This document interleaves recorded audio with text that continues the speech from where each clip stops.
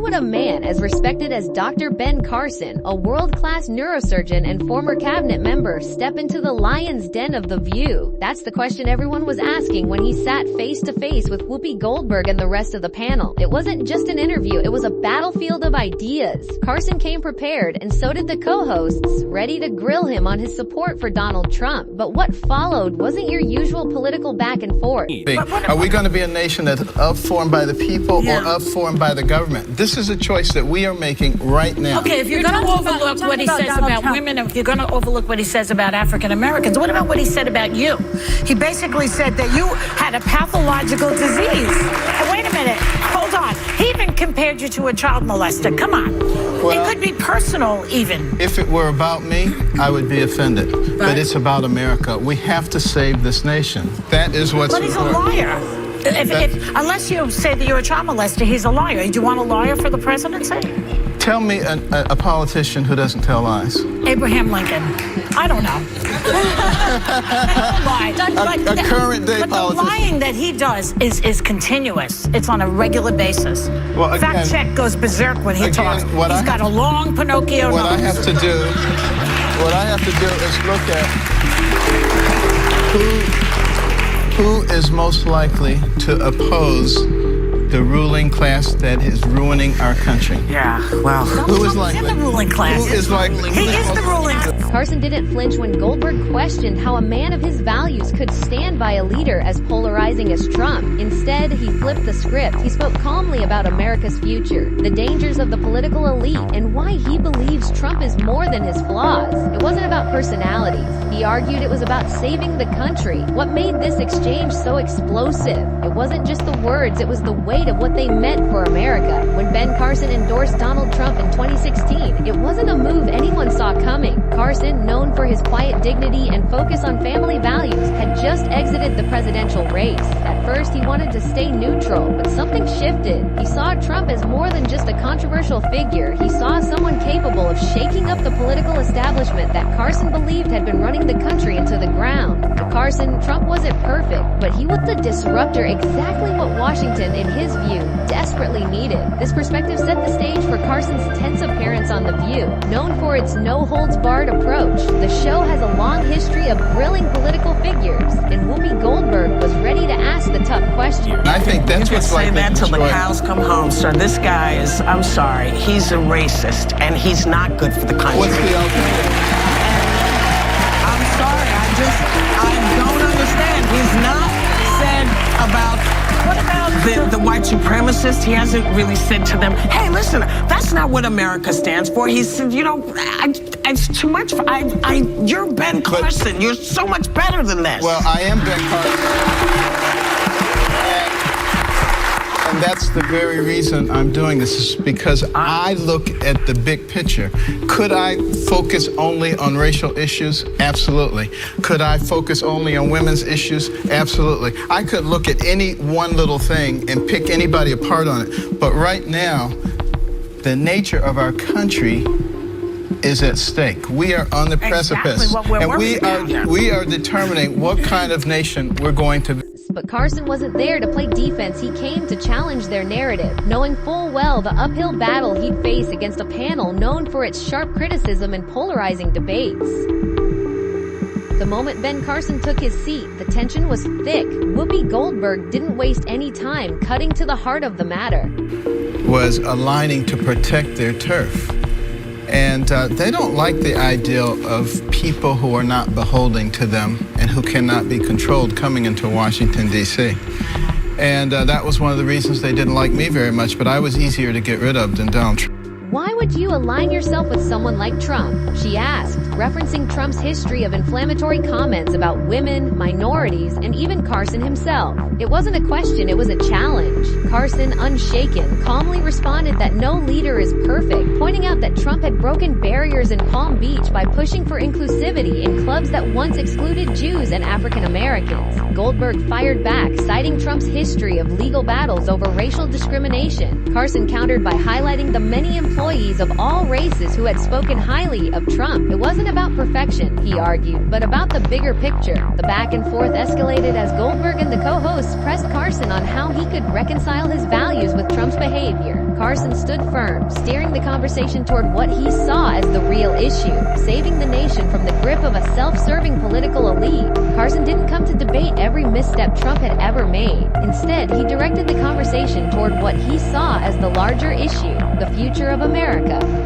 Why was sued by the Justice Department in the 70s for not allowing black tenants into his properties, and he settled with the Justice Department, even though he didn't admit any liability, any wrongdoing. It's very clear to those of us in the law that that means that there was something amiss, and it was a significant consent decree. So the notion that he is a fan of the African American community, I think is... Well, I will put it this way. I have met a lot of his employees. Could I focus only on racial issues? Absolutely. Could I focus only on women's issues? Sure, but the bigger picture is that our nation is at stake, he explained. For Carson, Trump represented a chance to challenge the political elite, a group Carson described as out of touch and more interested in maintaining power than serving the public. When pressed on Trump's past attacks, even those aimed at Carson himself, he brushed them off as irrelevant. This isn't about me, he said. It's about saving this country. His calm but firm responses turned the conversation from personal to national, making it clear that his support for Trump wasn't about loyalty, it was about principle. As the discussion deepened, the co-hosts shifted their focus to Trump's controversial history with race, gender, and personal attacks.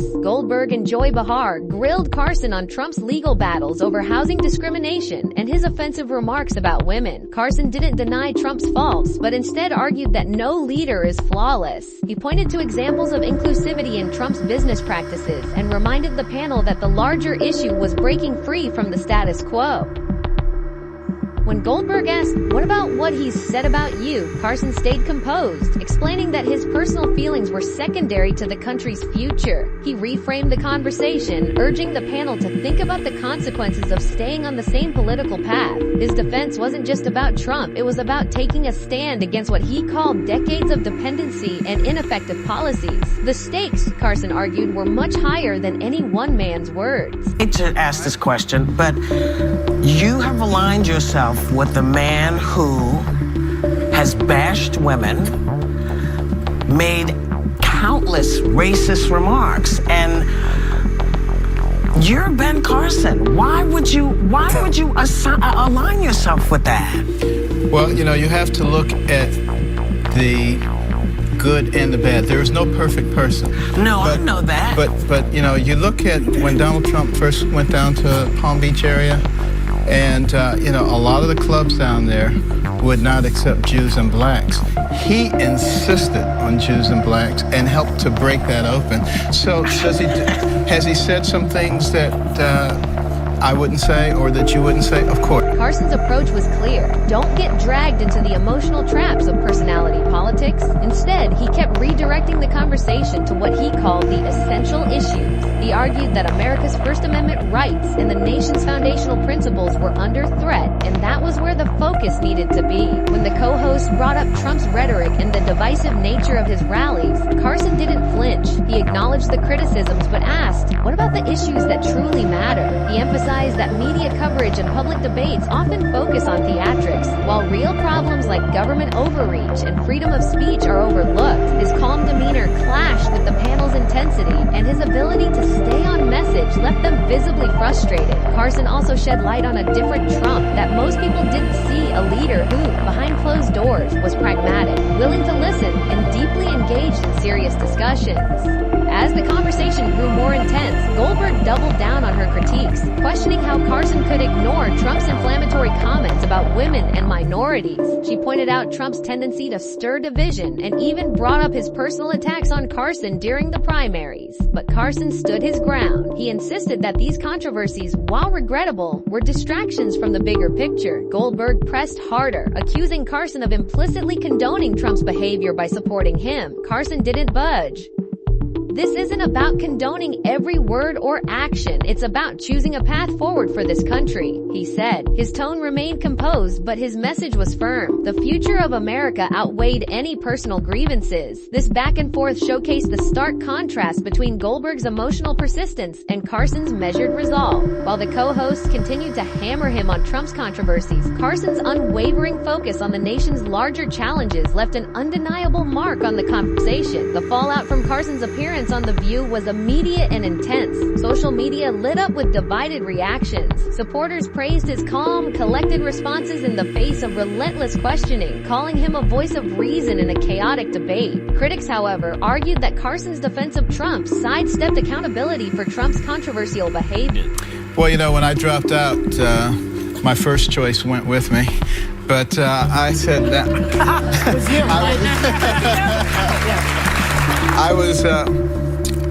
I was going to remain neutral. But then I realized that, the political establishment. The media coverage mirrored this divide, with some outlets highlighting Carson's focus on the bigger picture, and others scrutinizing his unwillingness to address Trump's flaws more directly. For many viewers, the confrontation wasn't just about Carson versus The View. It was about how Americans weigh a leader's personal faults against their policies. The heated exchange sparked broader conversations about political priorities, morality and leadership, and the role of media in holding public figures accountable. Carson's appearance raised questions that extend far beyond the studio. For him, it reinforced his image as a principled man willing to defend his beliefs, even in hostile territory. Among Trump supporters, his performance bolstered his credibility as an ally. However, critics saw it as a troubling endorsement of a polarizing leader, leaving some to question how far Carson's pragmatism could stretch. For The View, the exchange further cemented its reputation as a platform for challenging high-profile guests, but it also sparked debates about whether the show's tone alienates or informs. The confrontation brought to light the deep ideological divides in America, showing how conversations about leadership and values remain as contentious as ever. At its core, the clash between Carson and Goldberg highlighted a question many are still grappling with. Can you support a flawed leader if you believe their vision is what the country needs? Ben Carson, hey. So I'm sure you get this question a lot, but why did you endorse Donald Trump?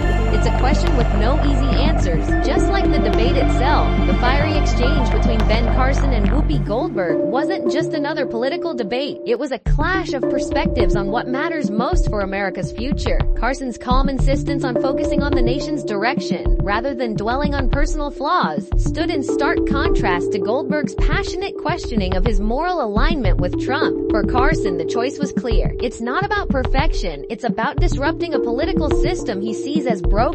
This confrontation left viewers with more than just sound bites. It left them grappling with the bigger questions about leadership, values, and priorities. Can someone flawed still be the right person to lead? Are we too focused on personalities and not enough on policies? These are the debates shaping modern politics, and Carson's appearance on The View shined a spotlight on just how divided and how complex those debates really are. It wasn't just a conversation, it was a reflection of the crossroads America finds itself at today.